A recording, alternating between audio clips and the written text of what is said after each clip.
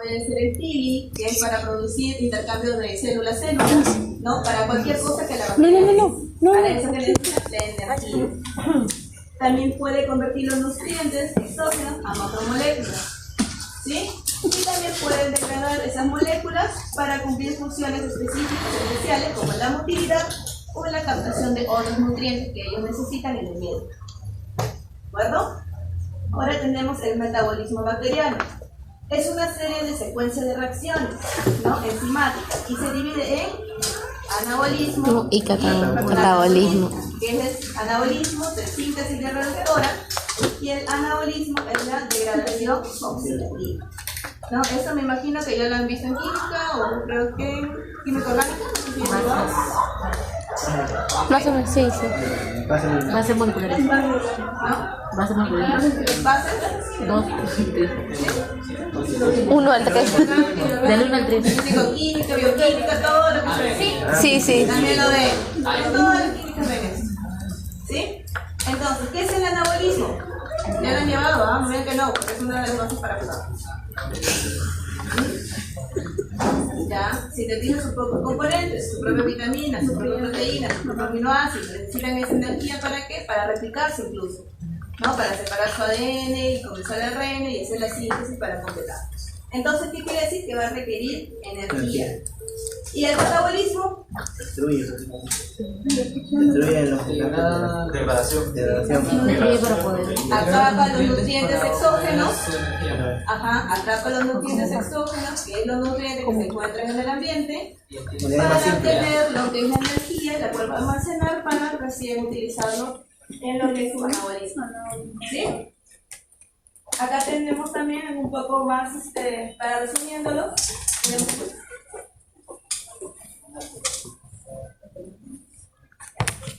tenemos las dos vías catabólicas y anabólicas, uno que es la degradación oxidativa y el otro que es síntesis de reductoras, ¿no? Entonces, la vía de catabolismo nosotros vamos a tener o vamos a producir energía, ¿no? Esta energía que es el ATP, y ese ATP la bacteria lo va a utilizar para producir sus propios nutrientes, su propia movilidad, sus propias toxinas, sus propias vitaminas, su propio todo, ¿no? Inclusive para hacer la división celular también necesita estos ATP. ¿Sí? Y vamos a ver que hay bacterias que necesitan poca ATP y bastante ATP, ¿no? Y para eso es la nutrición bacteriana. Recuerden que la bacteria necesita comida, al igual que nosotros, necesita alimento. Y hay bacterias y bacterias. Hay bacterias que pueden comer lo que sea. Ejemplo, la Escherichia coli. La Escherichia coli tú la pones en cualquier medio y ella es feliz. No es exigente, ¿ya? Pero hay otras bacterias que sí.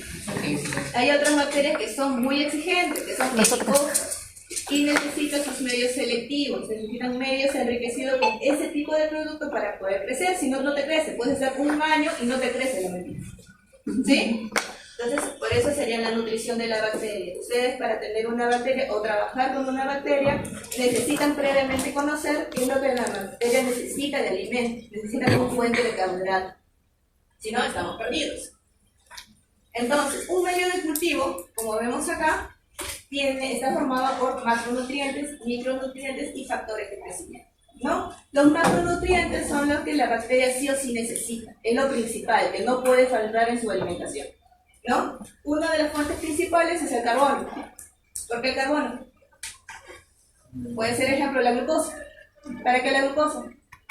Porque la glucosa al degradarse produce más cantidad de energía, ¿no? Entonces parece la fuente de carbono, que la bacteria utiliza para su movimiento, para pasar sus plácidos, para la división, para todo eso. También algunas bacterias o todas necesitan nitrógeno. ¿Por qué?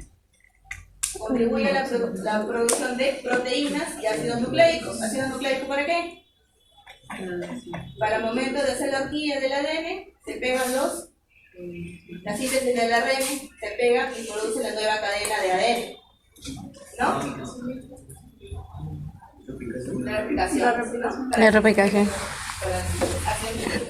También algunas bacterias utilizan ¿qué? El fósforo. ¿Para qué? También para la síntesis del ácido nucleico y fosfolípidos. Algunas utilizan azufre. También algunas que huelen feo cuando las abres. ¿Por qué? Síntesis como de aminoácidos. para síntesis de aminoácidos azucarados, como la cisteína y la... Metionina. No, y así otros macronutrientes como el potasio, el magnesio y hierro. También utilizan los micronutrientes. ¿Perdón?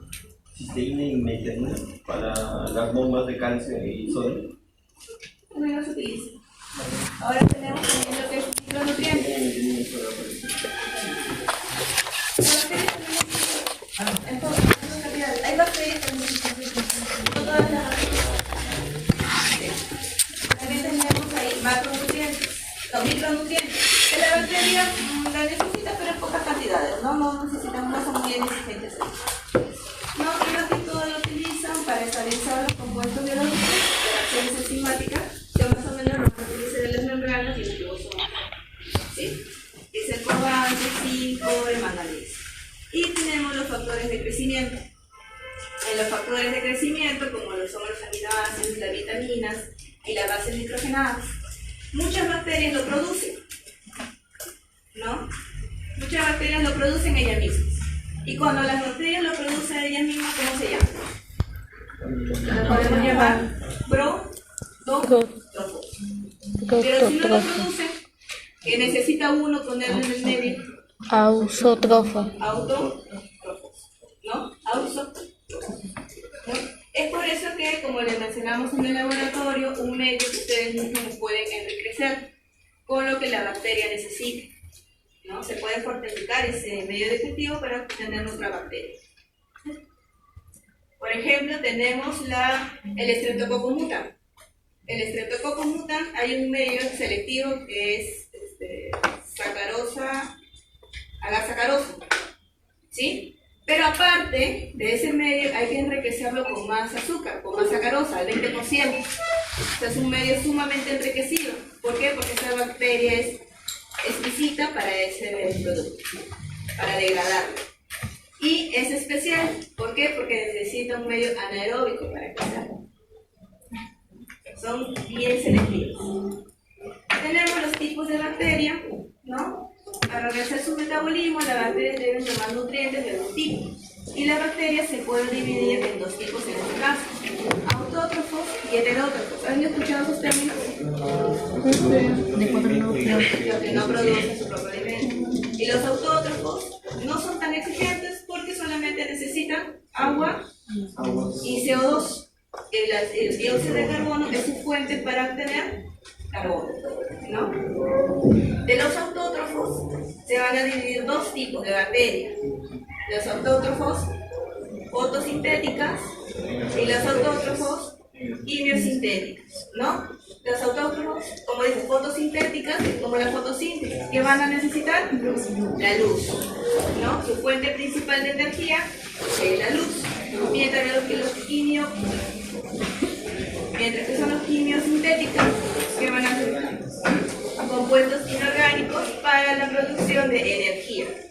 ¿De acuerdo? Estas bacterias no son patógenas, ¿de acuerdo? No son las importantes que van a encontrar hospitalarias, ¿no? Así que estas bacterias son estudiadas, pero no son las que vamos a tener como importancia clínica, ¿de acuerdo?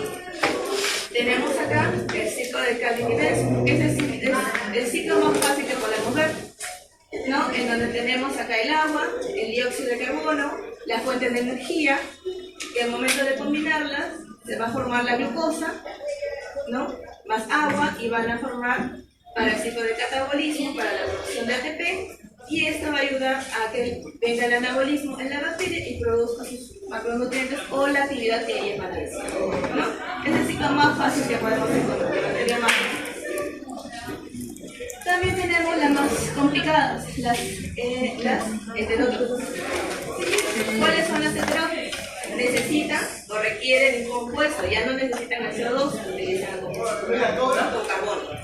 Ahora, estas necesitan fuente de carbono. En este caso puede ser, como ejemplo, hemos puesto acá la glucosa, pero puede utilizar otros azúcares. ¿De acuerdo?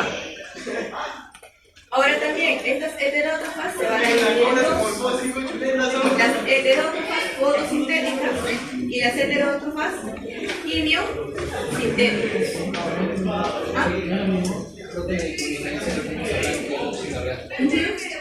Es relativamente lo mismo. Es orgánico y Las fotosíntesis. igual necesitan la fuente de energía de luz, pero tampoco son patógenos. Nosotros nos vamos a enfocar bastante en las bacterias patógenas, que son las heterótrofas quimiosintéticas. Esa es la que necesitan, es compuestos orgánicos, para tener energía. ¿Y dónde podemos encontrar las fuentes orgánicas para estas bacterias? En nosotros mismos. En tu piel, la bacteria, el carcome utiliza sus propias fuentes y las va a utilizar para comer. Entonces, estas son las que van a ser las hospitalarias, estas son las que nos van a molestar toda la existencia, ¿no? Entonces, estas son las que nosotros nos vamos a enfocar. Y acá vienen todos los ciclos sabidos y que ya lo conocemos, y que hemos tenido pesadillas en algunos cursos, ¿no? Ciclo de Krebs, ciclo de glicólisis, para tener la producción de ATP, ¿no? Donde comenzamos con las moléculas grandes, lo van a degradar a moléculas pequeñas, entran por la glicólisis, tener ácido pirúvico, cetoenzima A y todo esto para simplemente tener producción de ATP. energía. ¿Perdón? También son los dos, ATP y ATP, ¿no? Entonces todo este ciclo va a ser utilizado para más que todas las ecologías. ¿Sí? Bueno, acá tenemos el pequeño resumen de todo lo que se ha dicho antes de las otras bacterias, de los grupos nutricionales, que son las fotoautótrofas, que en este caso están reconocidas como la autótrofas fotosintéticas, en vez de tan largo, fotoautótrofas. ¿Qué necesitan como fuente de carbono? CO2. ¿Fuente de energía? Luz. Luz. No me pueden decir que en el examen yo le pongo quiénes son los que necesitan luz como fuente de energía. Fotoautótrofos y fotoheterótrofos. ¿Quiénes son las que necesitan los compuestos orgánicos como energía? Y como fuente de carbono, también compuestos orgánicos. Fotoautótrofos y quimiótrofos. Quimio, heterótrofo. Fija. Por eso, este cuadrito a veces es importante hacer los resúmenes para los que son los exámenes. O sea, los autótrofos, bueno, solamente es lo mismo, solamente que el heterótrofos varía porque es orgánica y esas sí van acá. Esa sí está. El otro no, que son compuestos inorgánicos, nosotros no agregamos. ¿No? Nosotros más que todo somos compuestos orgánicos, y son los que nos van a dar. Estas bacterias son las principales que vamos a tener presentes para que son los hospitalarios. Ustedes vamos a ver más adelante. ¿Ya? También tenemos el mecanismo de producción de energía. Entonces, ¿qué necesita para la producción de energía? Tenemos como tres rutas de mecanismo de producción de energía. Tenemos mecanismo de producción por la respiración, por la fermentación y por la fotosíntesis, ¿no? Fotosíntesis en este caso no vamos a ver porque más que todo son para las plantas, para las algas, para las oleas, son las que tienen, ¿no? Entonces, ahora las bacterias, ¿no? También son exquisitas porque algunas van a necesitar ¿qué? Oxígeno. Pero hay otras bacterias que no necesitan oxígeno para crecer, ¿de acuerdo? Las que necesitan oxígeno, ¿qué van a emplear? ¿Qué mecanismo de producción de energía van a emplear? Respiración. La respiración. Las bacterias van a respirar porque necesitan oxígeno. Producto final, van a liberar agua. ¿Ya? Es lo que tenemos acá. La bacteria, que son aerobias, van a producir iones superóxidos. Estos iones superóxidos se pueden ser como O2 negativos. Este O2 negativo que produce la bacteria es tóxica para ellos. ¿Ya? Entonces la bacteria va a utilizar los nutrientes que va a tapar del ambiente y va a generar su propia enzima, que es la superóxido dismutasa, que va a transformar este ion superóxido a otro compuesto que es el peróxido. ¿No? Los hidróxidos son más oxígeno. Pero el peróxido también es tóxico para ellos y a su vez va a generar otra enzima que es la peroxidasa o catalasa que va a degradar el peróxido de hidrógeno y lo va a liberar en ¿qué? Agua y por eso la bacteria necesita todo esto, toda la energía suficiente para poder formar sus propios ¿no? Su proceso de enzimas. Entonces, el método de respiración es el que genera más cantidad de ATPs, porque acá ya vemos el ciclo de Krebs, ¿no? Acá la bacteria es un método eficaz para tener ATPs. Entonces quiere decir que por cada 28 moles de ATP, o sea, ¿cómo puedo decir? Una mol de glucosa genera 28 moles de ATP. ¿Conviene o no conviene para la bacteria? Sí, ¿no? Porque tiene bastante energía, ¿no? Y son los que nos dan mayor dolor de cabeza en el hospital. En serio, estas son las que más molestan, ¿no? Estas son las que más atacan. Intrahospitalarias, hospitalarias, resistentes, todo tipo de ellas, ¿no? Porque tiene mayor cantidad de energía y se multiplica mucho más rápido. Botan más toxinas, más nutrientes. Entonces pueden generar resistencia mucho más rápido a la medicación. ¿Sí? Ahora tenemos lo contrario. Son las bacterias que no necesitan oxígeno, ¿no? Entonces, a los que no necesitan oxígeno lo denominamos anaerobios, ¿no? Al no necesitar oxígeno, estas bacterias quiere decir que no van a producir las enzimas anteriores, ¿no? La superóxido dismutasa, peróxido o catalasa. No van a necesitar enzimas porque no van a tener oxígeno. No van a tener la necesidad de degradar. Entonces, las anaerobias van a generar lo que es el mecanismo de producción de energía mediante la fermentación, ¿no? ¿Y qué sabemos de la fermentación? ¿Cuál es nuestro resultado final? ¿Oxígeno? No, no vamos a producir oxígeno. Compuestos inorgánicos, alcoholes o ácidos, CO2, fosfatos, En el maratos. caso del vino, también hay Fermentación. Son fermentados, pero por métodos anaeróbicos, ¿no? Estas bacterias no son tan malas, porque ya vimos el caso de los vinos, ¿no? No son tan malas.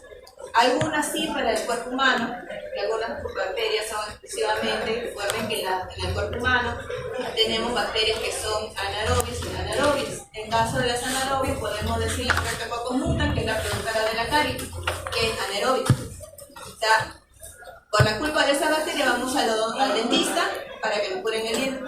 Y es la que carcome todo el diente y la que la pica. ¿Sí? El método de la fermentación es una manera muy ineficaz, ¿no? Que no produce mucho porque no fermenta grandes cantidades de azúcares. O sea, tenemos que por cada mol de glucosa solamente cuánto me va a producir ATP, 2 moléculas de ATP. Menor, comparado con el anterior, 28 versus 2, 26 moles de diferencia. Es por eso que estas bacterias son difíciles de cultivar, ¿sí? En laboratorio te puedes pasar una semana, ¿no? Meses. Y ha habido casos. Los virus tienen otro mecanismo. Tienen un proceso. Entonces, estas bacterias son bien difíciles de producir, son bien exquisitas también. Ya necesitan otro tipo de nutrientes. Así no te crece. Ahora, las bacterias son tan molestosas que no solamente van a decir, ya, yo quiero crecer con oxígeno y no quiero crecer con oxígeno, ¿no? Algunas son, ¿qué pueden ser? Anaerobias facultativas, que les da igual estar en oxígeno o estar sin oxígeno. Algunas son anaerobias estrictas, que dicen, no, yo sí quiero no tener más cosas de oxígeno. Y algunas son microaerobias, que quieren y no quieren. Acá está. Son bien, molestistas, ¿no? Tenemos las anaerobias obligadas. ¿Qué entienden por anaerobias obligadas? Necesitan sí o sí oxígeno para crecer, ¿no? Entonces, en el crecimiento en el tubo que vamos a ver acá, bueno, es una explicación para que más o menos entendamos. En el tubo van a crecer en la parte superficial, en donde puede llegar completamente el oxígeno, ¿no? En los anaerobios facultativos Puede ser. necesitan, no necesitan, ¿no? Puede crecer como no puede crecer. Entonces, a ver, en el aerobio obligado, ¿qué tipo de vía metabólica va a ser? ¿Respiración, fermentación? ¿Necesita oxígeno? Respiración. Anaerobias facultativas. ¿Quiero y no quiero? ¿Qué va a utilizar? Ambas. ¿No? las anaerobias aerotolerantes. Fermentación. Las aerotolerantes solamente van a necesitar la fermentación. No necesitamos. Esas aerotolerantes. Las aerotolerantes es que ellas prefieren crecer en ausencia de eso. No necesitan oxígeno. Pero, aunque haya, póngase que le hagan, estamos todos cerrados, pero hay un pequeño agujero, o alguien hace un pequeño agujero y entra un poco de oxígeno. La bacteria lo tolera. No es que tenga un cambio brusco, sino puede tolerar pequeños cambios. Tampoco no me van a poner de cerrado, lo van a abrir completamente, ahí sí se va a la bacteria. Es pequeños cambios que puede efectuar, pero lo va a tolerar. Lo tolera un poco. Ellos van a utilizar la vía metabólica de la fermentación y ya van a tener otra metodología para devolver el oxígeno que está acá, pero preferiblemente utilizan la fermentación. Tenemos las anaerobias estrictas. Estas sigas son las que también hacen mucho trabajo en cultivarse, ¿no? Para lo que es laboratorio necesitamos una bolsa que absorbe el oxígeno, ¿no? Son unas jarras especiales que cierran de manera hermética, te colocas una bolsa especial que ayuda a chupar todo ese oxígeno, absorber todo el oxígeno restante y ahí hacen el crecimiento de las bacterias. En donde ahí nos preocupamos, ya nos olvidamos de tener por accidente una bacteria aeróbica. Solamente nos van a crecer bacterias anaeróbicas. ¿Sí? ¿Alguna pregunta hasta acá? ¿Que tengan? ¿Dudas? ¿Diferencias? Tenemos las bacterias, su clasificación de las bacterias por la temperatura y por el pH. Las bacterias son complicadas, ¿cierto? Hay bacterias que te crecen en temperaturas desde menos grados, desde menos 5 grados, hasta temperaturas extremas que son hasta 118 grados, ¿no? Tenemos las psicrófilas, son las que crecen en temperaturas bajas, pueden crecer a menos 5 hasta 30 grados, ¿no? Que son temperaturas mínimas.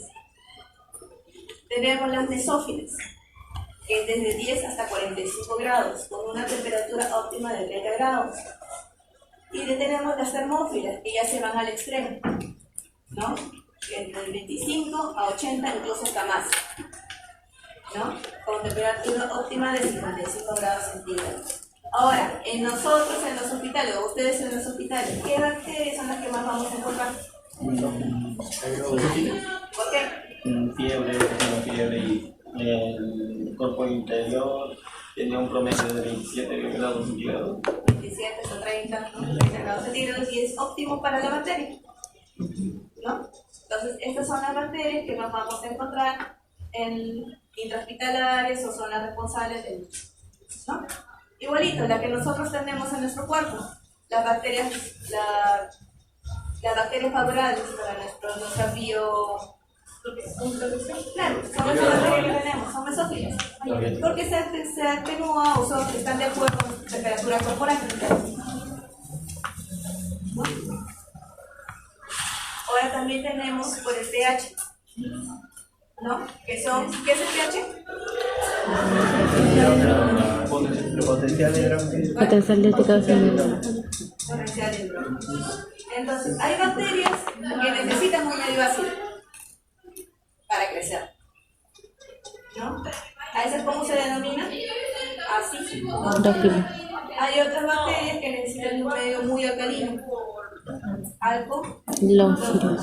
y hay otras que necesitan un pH neutro, neutrófilos, ¿no? ¿Y cuáles son las que son para hospitalarias? También las, ¿no? ¿Qué pH tenemos nosotros normalmente? Entonces, ¿qué? ¿Ácido, alcalino o Poco alcalino. Poco. o alcalino? Obviamente básico, ¿no? Entonces, estas son las bacterias que también nos van a... Acá está la temperatura. ¿Qué hemos dicho que son las ciclófilas? Baja temperatura. Y como ejemplo tenemos a esta bacteria. O las Pseudomonas vacuolata. Se han encontrado incluso bacterias en el polo norte. ¿no? Que tienen miedo de activarlas porque no se sabe que pueden afectar. Tenemos las mesófilas, son las que pueden afectar el cuerpo humano. Ejemplo, Echerichia la coli. famosa, Echerichia coli. incluso hemos trabajado con otras bacterias. Ah, Salmonella, ¿qué más? ¿hemos trabajado con salmonella? Salmonella, Shigella, las clásicas que tenemos. Salmonella, Shigella, Aurus. Streptococcus. Son las bacterias que más se van a trabajar y las que necesitan esta Streptococcus. temperatura de 37 grados. Recuerden que todas las bacterias que vamos a trabajar en el laboratorio se van a incubar ¿a cuánto? A 48 horas a 37 grados centígrados. Entonces, estas son las mesófilas. Todas las bacterias que van a ser cultivadas a esa temperatura. Termófilas. Resisten temperaturas sumamente altas, ¿sí o no? Tenemos la Geobacillus Staurotematophilus. Horrible el nombre, ¿no? Pero esta bacteria a nosotros no va a afectar. No, porque ¿quién va a llegar a 60 grados en el cuerpo? Nadie. ¿No? Si apenas 40 grados ya estamos Volando. ya estamos deshidratando, estamos muriendo. Y hay bacterias que son hipertermófilas. Ahora me dirán qué bacterias están en los baños termales, en las aguas termales. Podemos encontrar estas bacterias, ¿no? O cerca de los volcanes, en tierra volcánica. Cerca de los volcanes también las encontramos.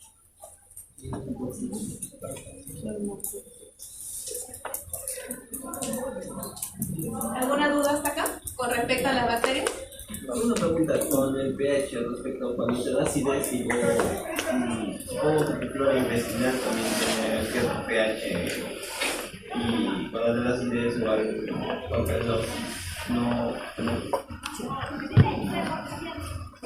¿es interesante mucho de ello? Recuerda que fuera, vamos a ver la bacteria flora intestinal, está cubierto por bacterias buenas que el mismo cuerpo le va a hacer, ¿no? ¿Qué pasa si esas bacterias, al momento de tener acidez o algo, van a destruirlas? Y van a venir otras bacterias malas que van a colonizar y van a generar sus propios ácidos, sus propias toxinas, y son esas las que nos atacan. Ahí comienzan nuestros malestares. Entonces, eso es lo que pasa.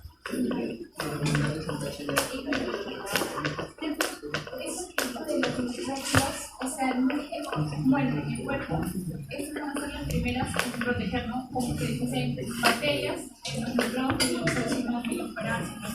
No, son términos similares. No, nitrógenos en lo que es inmunología ya son nuestra primera defensa. Acá son las bacterias. No se confundan. Y toda esta nutrición, ¿para qué la bacteria la necesita? ¿Para qué necesita tanto grande? Para su crecimiento, obviamente. Nosotros también nos alimentamos para crecer, para estar fuertes, sanos y estudiosos. ¿Ya? Entonces, este es el crecimiento bacteriano. El crecimiento bacteriano es la multiplicación y división de la célula bacteriana, ¿no? En donde primero que va a hacer la célula. ¿Qué es lo que primero que va a utilizar o qué es lo que primero que va a hacer?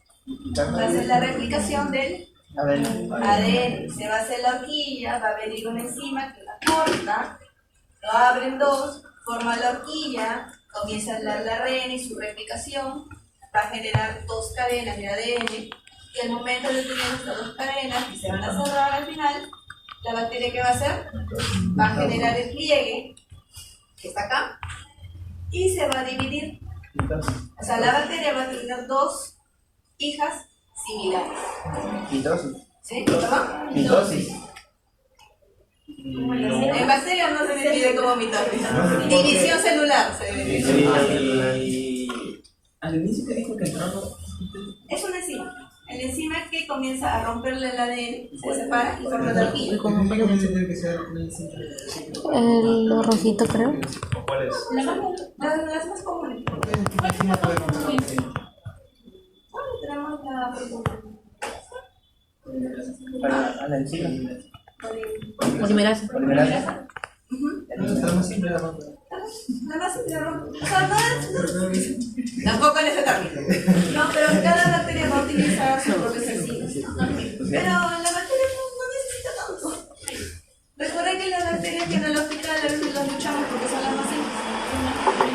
La menos complicada es la que más nos duele de cabeza. Si nos da dolor de cabeza por la resistencia. ¿Sí? Ahora tenemos el ciclo de la bacteria, ¿no? Este es el palabreo. Génesis.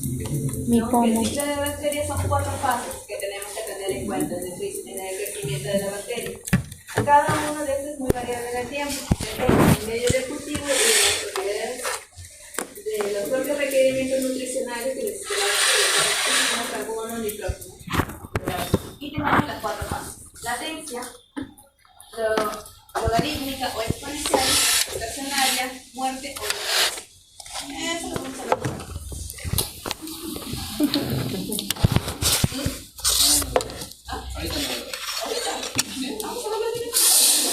Y esto tengan presente porque esto de acá puede o no puede venir a explicarnos, ¿no? ¿Sí? A ver, la fase de latencia. ¿Qué es la fase de latencia? A ver, mirando el gráfico, ¿qué me pueden decir la fase de latencia de la bacteria? Cuando está a 0 horas. La fase de Un tipo de crecimiento periodo de exponencial. ventana es donde la bacteria se va a adecuar a su sustrato. ¿Perdón?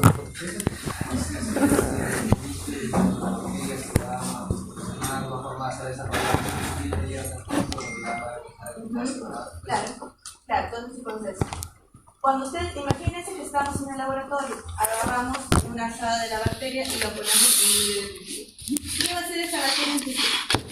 Se va a adaptar a su medio, a su nuevo medio, ¿no? Entonces, ¿qué va a hacer la bacteria? Va a ver qué nutrientes tiene, qué es lo que va a necesitar, qué es lo que tiene. A eso se llama periodo de latencia. No hay división celular, no se multiplica todavía. Se está adaptando a ese medio. Y esto es cuestión de horas nada más. Dependiendo de la bacteria, puede ser de 1 hora o a más tiempo, dependiendo de la bacteria, si es aerófila, si es anaerobia, si es heterótrofa, ¿no? O todo. Ahora después, cuando ya se adapta a su medio de cultivo, ya sabe qué carbohidratos tiene, ya sabe qué nutrientes tiene, ya qué nutrientes va a utilizar, tiene una fase exponencial, en donde las bacterias, ¿qué van a hacer? Se van a multiplicar a más no poder. Esto lo le hemos visto de repente ahí en el laboratorio, donde un tubo lo tenemos blanquito y cuando ya tenemos crecimiento, ¿cómo lo vemos? Tubo, ¿no?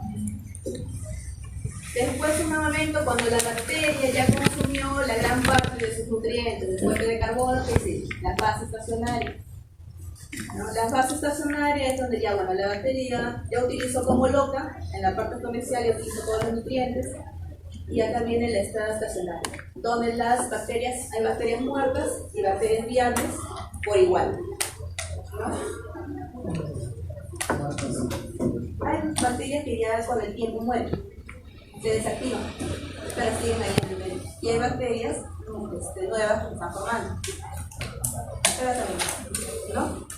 En esta fase estacionaria ya hay poca cantidad de nutrientes. El medio de cultivo tiene poca cantidad de nutrientes y las bacterias también botan sus propias toxinas, ¿no? Entonces, este medio de cultivo, aparte de ya no tener muchos nutrientes, va a tener también tóxicos para la bacteria. Es por eso que también algunas bacterias se mueren y otras bacterias siguen creciendo. Y la parte de declinación o muerte, ¿qué es esto ya? Es la parte donde ya el medio de cultivo ya no tiene nada que ofrecer. Y al no tener nada que ofrecer, la bacteria muere, ¿no? Entonces, este es el ciclo de la bacteria. Como digo, va a depender ya de la bacteria que se va a estudiar. Puede demorar solamente horas. Si pones el Escherichia coli en un medio de cultivo, le dejas 1 hora, 2 horas, ya tiene ya 10 colonias, ¿no? Pero hay bacterias que no, que le dejas 1 semana y todavía es una colonia apenas. Entonces va a depender de la bacteria, ¿sí? Entonces, si le pongo ese dibujito en el examen, ¿van a poder explicarlo? ¿Ah? No, pues sin nombre, le pongo solamente la gráfica. ¿Quieren que explique qué consiste cada fase? Claro, puede ser que pero me explica, me pone fase de latencia. ¿Qué es la fase de latencia? Ya, pero fija. Por eso le digo, si le pongo en el examen, Sí, fija. ¿Viene o no viene? Que todo el parcial. ¿Qué es lo más importante? Que valga 10. Que valga 10. La mitad de tampoco, que valga 10. 8. Entonces, en el examen puedo Ya, ¿pero cuánto vale? Ahí le voy a poner, colócame las fases de la bacteria, ¿no? Y descríbame cada una de esas. Ya, Bueno, 4. tenemos 4 puntos asegurados. Está más regalado, no puede estar. ¿Cuánto vale? ¿Cuántos puntos? Enseñemos uno. Acción antibacterial. Mira, en el caso de las bacterias que se encuentran en los dientes y forman el sarro, estas llegarían a morir y sería la formación del sarro, porque el sarro llega a un punto que se vuelve demasiado duro. Entonces, esto sería que las bacterias ya han muerto y se han petrificado. O sea, cuando se forma el sarro ya están muertos. Ya están muertas, o algunos están todavía latentes, pero pocos. Recuerda que cuando es el sarro es la acumulación de varias bacterias. Y esas bacterias se denominan biofilm, que vendría a ser como una cama. Hay bacterias que obviamente las que están más pegadas al diente, que ya no tienen oxígeno, algunas van a morir, ¿no? Y hay otras que no, que todavía no necesitan oxígeno y siguen ahí proliferando. Pero la acumulación de eso, con las células muertas y todo, van a generar esa placa. Y esa placa es la que se ve en los dientes como sarro. No, incluso se puede sacar en el laboratorio, pueden sacar su propia muestra de sarro dental y van a ver ahí la cantidad de bacterias que tienen.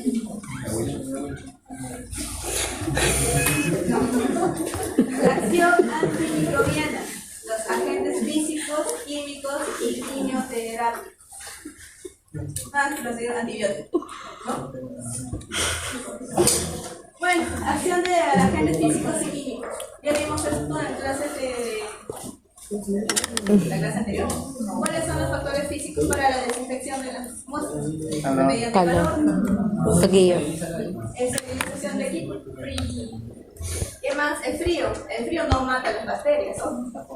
Solamente las inhibe, hace que su crecimiento sea más lento, más pausado. Es por eso que cuando ustedes colocan algo en el refrigerador no se malogra de un día para otro, pero sí se llega a malograrse. Ya, entonces eso es lo que hace el frío. A menor lentitud. ¿Por qué? Porque las bacterias se van a proliferar, pero de manera lenta pero segura. Al final van a hacer lo mismo, pero de manera lenta, ¿no? La presión, el autoclave, ¿qué va a hacer? También es un método de desinfección. Con la pasteurización, la mayor cantidad de temperatura, las bacterias van a morir. Es lo mismo que calor, pero este es calor seco. Este es calor húmedo. Y este sería más rápido. No es que sea más rápido, sino estas necesitas mayor cantidad de tiempo y mayor temperatura.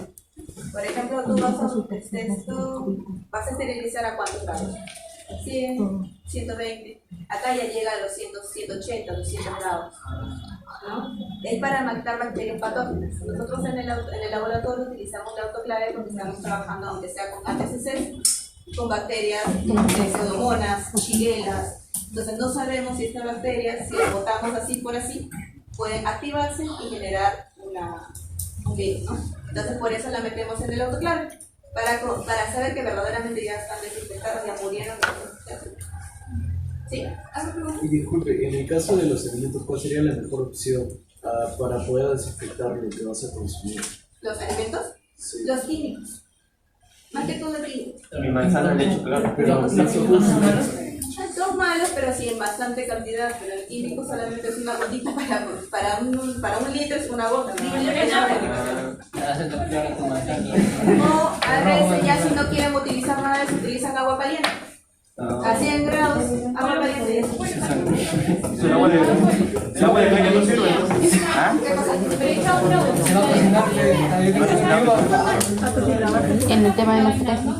Porque la cantidad es poca. Si ven, se le ha puesto todo el IVA, ya es mal. Pero es una pequeña cantidad. Ahora, si no quieren utilizar químicos, agua caliente.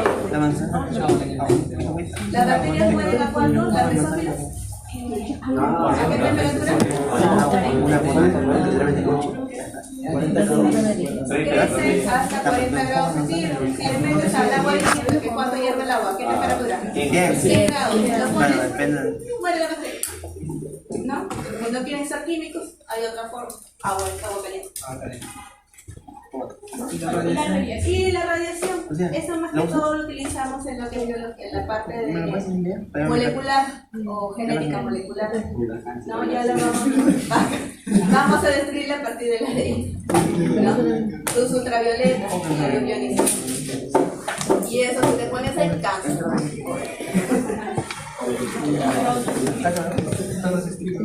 Hay laboratorios que tienen, por eso una vez que ingresas tienes que ubiar la cámara de flujo laminar. ¿Conocen la cámara que hay abajo? En uno de los laboratorios, creo que hay ahí en molecular biología. ¿Cómo Hay es? una cámara ahí. Sí. La cámara de detección. Ah, sí. De flujo laminar. Sí. Ese tiene su luz ultravioleta. Que lo tienes que dejar por 1 hora. Ya, doctora, ¿Lo has usado alguna enséñanos vez? este que es. No. No. Nunca. Está de adorno. Ya, bueno, Hay que usarla. esa cámara tiene su propia luz UV. No, porque ustedes no saben con quién ha trabajado anteriormente otra persona. No, esa cámara de UV se utiliza más que todo en genética molecular, lo utilizamos en el laboratorio bastante para hacer clonaciones, para hacer resistencia, para verlos, ¿no? Para ver todo eso. Y se utiliza bastante para ya romper las moléculas de adentro de la bacteria. Acá tenemos los químicos: desinfectante, antiséptico, medicamentos, que son los quimioterápicos, y las conservantes, ¿no?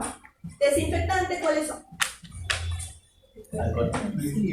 Cloro. Alcohol. Que se va a utilizar en agentes inanimados, obviamente, ¿no? No vas a utilizar en el mismo cuerpo.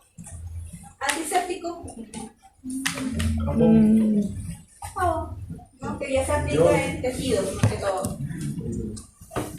Medicamentos, inhiben el crecimiento o los matan, algunos medicamentos, ¿sí? Y los conservantes, que más que todo son en los alimentos. ¿Ah? ¿Los conservantes? Los químicos, estamos hablando de los químicos. Esto es lo que utilizamos en la vida cotidiana, o sea, no hay nada tanto que explicar. ¿No?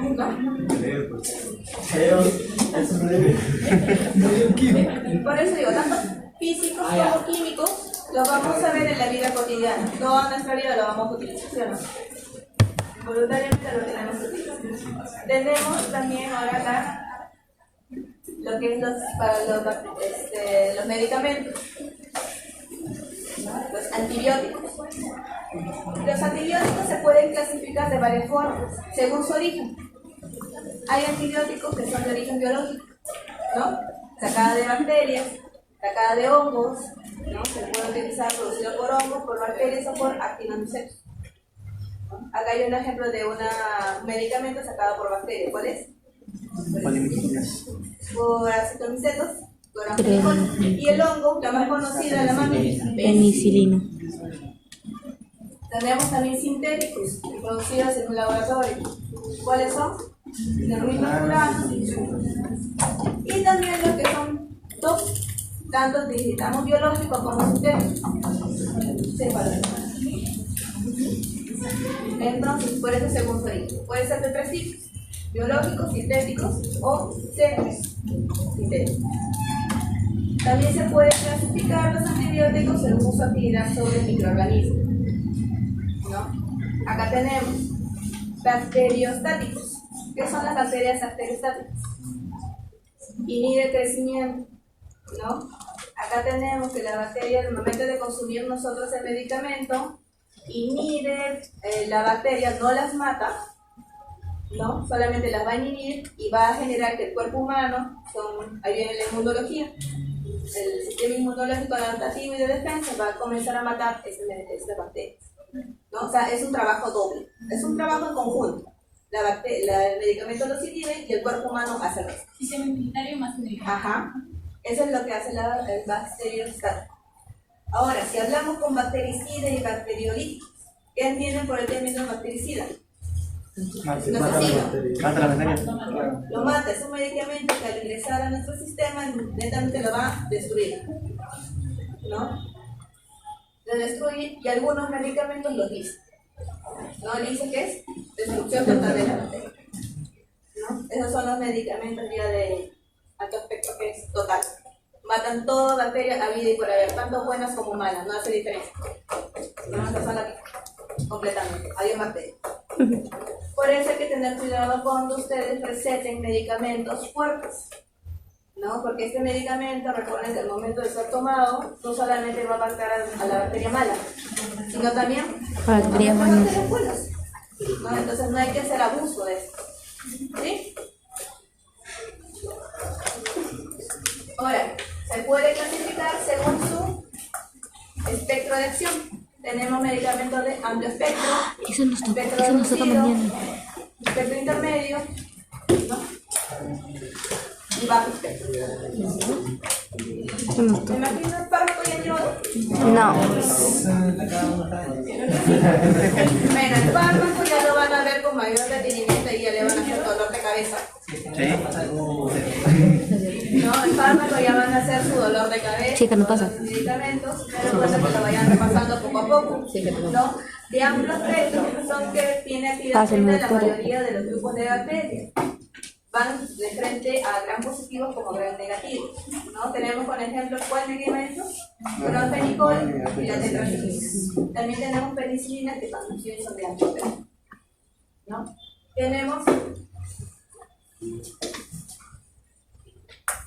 Tenemos de espectro intermedio, que solamente va dirigidas a qué grupo? A la gran positiva, que vienen a ser las penicilinas, algunas penicilinas para el grupo G, y las oxiciclinas. Tenemos de bajo espectro, que son para focos específicos, que son las gram positivos y gram negativos para lo posible, que son las vancomicinas y las polimicinas. Y bueno, los espectros reducidos, ya que son también las bacterias que tenemos por acá, son las más conocidas. Staphylococcus aureus, Streptococcus pneumoniae, Streptococcus pyogenes, Enterococcus, y se utilizan, ¿no?, los más sólidos para cocos gram positivos, que son los medicamentos, ¿cuáles son? Eritromicina, acitromicina y claritromicina. ¿Lo han escuchado o no? Sí. ¿No? Sí, la citromicina. Y son de espectro reducido, que son frente a un grupo de bacterias. Y la gentamicina, ya también la han utilizado o la han escuchado bastante. Va dirigida a qué tipo de bacterias: E. coli, Klebsiella pneumoniae, Pseudomonas euroquina, ¿no? Va dirigido ya a cierto tipo de bacterias, ya más específicas. Y tenemos la clasificación de los antibióticos según su mecanismo de acción, ¿no? ¿Qué tenemos? Inhibe la síntesis de la pared celular. Otro, alteración de la membrana citoplasmática. Inhibición del sistema de proteínas. Inhibición del sistema de DNA y RNA y inhibición de las vías metabólicas. Vamos a explicar cada una de ellas. Este sí es un dolor de cabeza.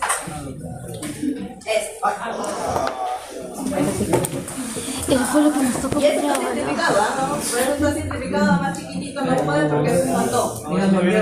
Eso también viene. Eso no viene. Eso no viene. Eso no viene. Prometo que no lo vamos a hacer nosotros. Eso no viene. Ah, no sé, gracias.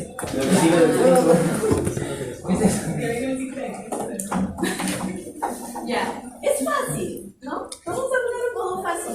Recuerden que ustedes no van a ser microbiólogos ni biólogos en sí, pero de todas maneras como médicos van a tener que estudiar, ¿sí? Para más o menos para que tengan idea de que su medicamento a qué parte va a atacar, ¿sí? Tenemos la primera, inhibidores de la síntesis de la pared. ¿Qué tenemos como inhibidores de la síntesis de la pared? Recuerden ustedes, la pared bacteria, todo es la bacteria, esta es la hermosa bacteria. Explicación, pero de los antibióticos, no de la bacteria. ¿No? Entonces, inhibición de la síntesis de la pared.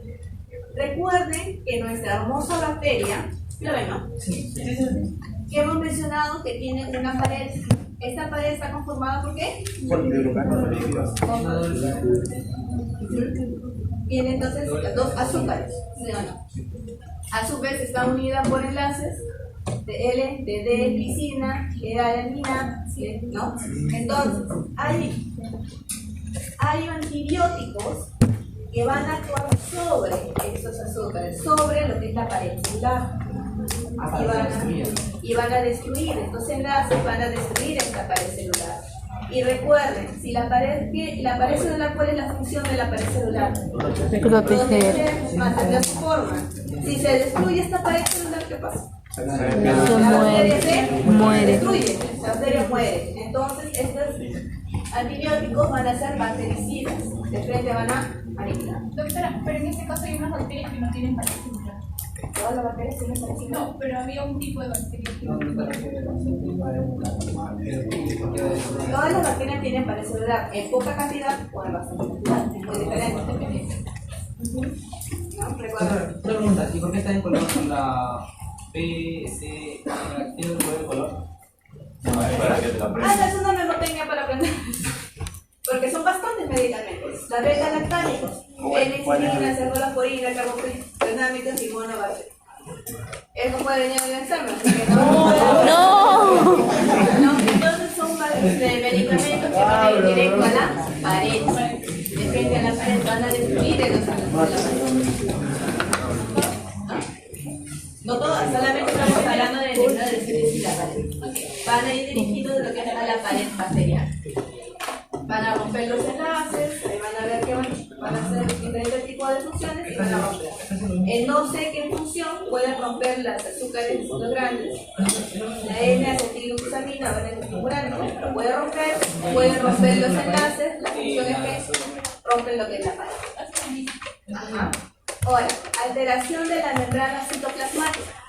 ¿Qué es la membrana citoplasmática? ¿Se acuerdan? Ya. Es más o menos similar a lo que la pared. Los antibióticos que hacen rompen esa membrana citoplasmática. Y al igual que la pared, ¿cuál es la función de la membrana citoplasmática? Protege. Ajá, prevenir el paso de sustancias, quizás ingrese y si se rompen, ¿qué pasa? Ya la bacteria no va a poder producir nada, la pobre se muere, la pared, que es entonces son bactericidas, son medicamentos también que son bactericidas. Quiere decir que si este antibiótico dentro de nuestro cuerpo, lo va a destruir completamente. ¿Qué medicamentos tenemos acá? Polipicinas y damipicinas. ¿Qué más? Tenemos la inhibición de la síntesis de proteínas. ¿No? ¿Qué tenemos acá? La bacteria está conformada por ADN, por plásmidos, por ribosomas, ¿no? Y por todo lo demás, en el citoplasma, ¿sí o no? ¿Sí está? Entonces, en lo que es el ribosoma va a ser importante porque va a generar diferentes tipos de proteínas. Y estas proteínas van a ser utilizadas para producir los TIS y demás compuestos que llevan estas proteínas. Los ribosomas están separados en dos subunidades. Este es el ribosoma y el ribosoma va a ser separado en las unidades 50S y en la unidad 30S. Están separados. Ahora, los medicamentos que van a hacer van a inhibir, ¿no? Hay medicamentos que van a actuar en la unidad 50S, que son estos: streptocaminas, cloramfenicol, glucosamidas, etc. Van a actuar a través de la subunidad 50S. Y hay otros medicamentos que van a actuar en la unidad 30S. Ahora, si el ribosoma nosotros lo matamos o lo inhibimos, ¿va a afectar a la bacteria? ¿La va a matar? No los matan, pero simplemente son bacteriostáticos. ¿Por qué? Porque ya no van a hacer que produzcan las proteínas. No van a inhibir la síntesis de proteínas. La bacteria va a estar, pero no va a inhibir. Entonces, estas bacterias van a actuar a nivel del sistema inmunológico, ¿no? Viene el antibiótico, los inhibe, y viene nuestro sistema inmunológico y termina de hacer el trabajo de matar, ¿no? Ahí va a estar. ¿Qué más tenemos? Integración de la síntesis del ARN y ADN. No, ya tenemos acá que la bacteria, al momento de hacer la replicación, se separa las dos de brilla, viene el ARN y viene la síntesis para la formación del ADN que se pega a los. ¿No? ¿Y qué pasa si viene el antibiótico y destruye lo que es el ADN? ¿Qué va a hacer? ¿Un bacteriostático o un bactericida? Va a ser un bactericida, ¿por qué? Porque ya rompe el ADN, ya no hay bacterias, todo su material genético, todo va a salir del ADN. ¿Ah? Ya no se va a poder replicar, ¿no? Entonces, hay medicamentos exclusivos para ir a la destrucción de la síntesis del ADN. Pues el medicamento tiene bacterias, no creo que simplemente vaya a hacer ADN, porque todavía está protegido. como si Hay medicamentos que van de frente. que no corta la pared. Pasa la pared. Pasa la pared. Como si nada. Es que son medicamentos más fuertes, ¿no? Son más potentes, pero obviamente primero como ustedes no van a ir al otro, ¿no? Recuerden que van a generar lo que es la maldita resistencia. Entonces tiene que ir de poco a poquito. De repente con un medicamento que solamente va a la pared, ya el paciente ya no va a tener síntomas. O a veces necesitan más fuerte, que ya vaya al ADN de frente, que mate por completo, ¿no? ¿Qué medicamentos son? Inolonas, metronidazol y el Ahora, ¿qué más tenemos? Inhibición de las vías metabólicas.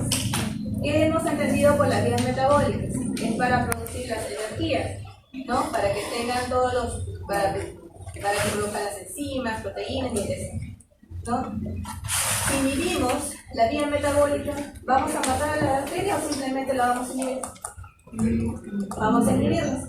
Entonces son medicamentos bacteriostáticos, en donde nuestro sistema inmunológico va a ayudar, va a intervenir, ¿no? Acá, por ejemplo, tenemos el PAP, que es el ácido pentaaminobenzoico, ¿no? Que es uno de los productores del ácido fólico. Y para esta bacteria, como ejemplo, es que este ácido fólico va a ayudar a la producción de lo que es el ADN. ¿Sí? Entonces, si inhibimos esto, este es como ejemplo, pero hay bacterias aquí. ¿Sí? ¿Cuáles son los medicamentos que inhiben estas vías metabólicas? Sulfonamidas o las imetropinas. ¿Sí? Es la manera más fácil de resumirla porque hay varios mecanismos, ¿no? Pero no sé si lo han entendido, hacemos un resumen. Es la manera un poco más resumida que podemos hacerlo, porque ya si nos montamos a lo que son genes, pero vaya a confundir más. O si quieren lo metemos más profundo para que tampoco avanzando. Esta es la manera también reducida. Como médicos o futuros médicos van a tener que aprender sus tipos de medicamentos que van a recibir. Ah, pero ese es el cuadrito ahí. Claro, para reducirlo, para que más o menos sea más bonito para que lo entiendan. Pero estos son los medicamentos. Esto ya con la práctica, con sistema constante que van a tener, ya los medicamentos lo van a tener acá, ¿no? Entonces, ahí, poquito a poquito tienen que ir familiarizándose. Los medicamentos se van utilizando desde 1909. Ella apareció por primera vez en la nación. A partir de los años se van produciendo más medicamentos. En 1928 apareció lo que es la penicilina. En 1932 más las sulfamidas. Tenemos la época dorada, en donde aparecieron ya un montón de antibióticos habidos por haber. Estos eran utilizados específicamente para ya bajar los organismos, etc. Pero ahora los medicamentos de la época dorada ya no sirven con la resistencia. No, ya se han vuelto muy resistentes a eso. Y a partir ya, bueno, de los años 80, 2000, van saliendo nuevos medicamentos, nuevos antibióticos. Y de repente van saliendo más y más con el transcurso del año, ¿no? Acá tenemos resistencias a los antimicrobianos.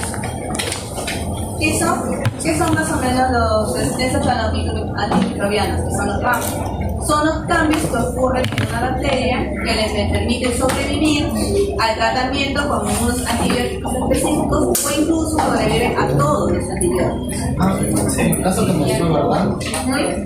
Tenemos cómo son los cambios que puede ser, cómo la bacteria reconoce. Puede ser por mutación del material genético, y esto que se da porque la bacteria ya ha tenido contacto con ese medicamento, ¿no? Es como que tengamos una gripe mal curada, como se puede decir, ¿no? Pensamos que ya está curada, dejamos el tratamiento y nuevamente nos enfermamos y nuevamente nos dan el mismo tratamiento. Entonces la bacteria ya va a reconocer el antibiótico y lo va a atacar. Es como nuestro sistema inmunológico, cuando hayamos sido afectados por primera vez, generamos ¿qué? Anticuerpos. El mecanismo de defensa genera la memoria. Y ya para la siguiente infección va a atacar de frente, ya no tenemos todo el malestar anterior. Es igualito a la bacteria. Pero la bacteria es mucho más sabida, es mucho más astuta, porque aunque la bacteria puede ser que una de las bacterias no haya tenido contacto, pero viene su amiga bacteria y te dice yo te paso la clave para que seas resistente a este antibiótico, y también comparte la información genética entre ellos mediante que tengan ese contacto y van manteniendo intercomunicación extensiva, incluso información genética entre ellos. Se pasan preguntas, se pasa la pista, ¿no? Tenemos también bacterias multiresistentes. Bacterias multiresistentes, que son bacterias resistentes a más de una familia de antibióticos. No, por ejemplo, tenemos la bacteria, sabes que nos sacan dolor de cabeza, ustedes más que todos en el hospital. Tenemos bacterias, pseudomonas, klebsiella, serráticos, que son resistentes a una familia. Y también tenemos a las bacterias tan resistentes, que ya esas son las supermanes, que ya nada le hace falta, ya nada le hace efecto. ¿Se acuerda que le comenté a una persona que el Escherichia coli era resistente a todo, que nada le mataba y la persona ya vivía con eso? Igualito. Ya ningún antibiótico le hace efecto. Ya la persona tiene que convivir y solamente atenuar los síntomas, los malestares. ¿No? Y el uso, ¿y qué podemos tener? ¿Cómo podemos prevenir todo eso con el uso apropiado del antibiótico?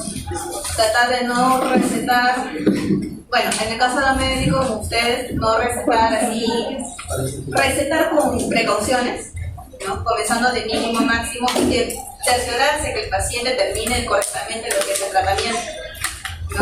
No evitar que el paciente deje el tratamiento a medias porque ya viene todo. Ya no siente el síntoma, ya lo dejo, ya no vuelve. Por eso se manda cuando no volvemos. ¿No? Entonces hay que seguir, usted tiene que seguir el tratamiento a su paciente. ¿Sí? Y otro también, como persona propia, no automedicarse. ¿No? Que vayan al hospital, porque tengo dolor al orinar, porque X cosa, la automedicación también. Vas tomando medicamentos que de repente tu cuerpo no lo necesita y al momento que necesitas medicamento ya no te va a hacer efecto. Vas a necesitar una dosis más fuerte y más fuerte y más fuerte. ¿Sí? Y la bacteria va a ser más resistente.